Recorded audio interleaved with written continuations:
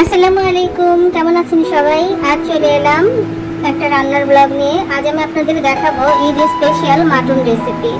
এই জন্য আমি 3 কেজি মাটন নিয়েছি, খাসির মাংস। এটা আমি টক দই, লেবুর রস, সয়া সস, রসুন, কাঁচামরিচ এবং গরম মশলার গুঁড়ো দিয়ে ম্যারিনেট করে রেখেছি যাতে গন্ধ না থাকে।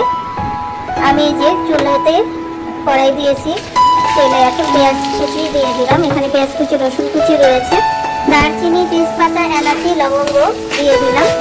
এটা যখন লাল হয়ে যাবে তখন এখানে পেঁয়াজ বাটা, আদা রসুন বাটা, হলুদের গুঁড়ো, মরিচের গুঁড়ো, জিরার গুঁড়ো, ধনিয়ার গুঁড়ো এবং গরম মশলার গুঁড়ো দিয়ে এই ঝোলটা আমি কষিয়ে নেব।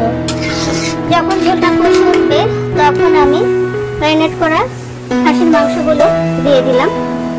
এখন এটা ভালো করে উল্টিয়ে পাল্টিয়ে দেব এবং অপেক্ষা করব একটা সুন্দর বলক আসা। এর উপর দিয়ে ঝোল উঠে গেছে, আমরা বারবার করে নেড়ে দিচ্ছি। সিদ্ধ হওয়ার অপেক্ষায় রয়েছে, মোটামুটি হওয়ার পথে। এর উপর দিয়ে তেল উঠে গেছে, হয়ে গেছে। এটা এখন আমি নামিয়ে নেব।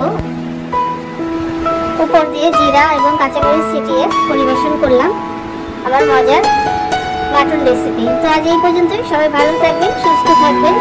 আল্লাহ হাফেজ।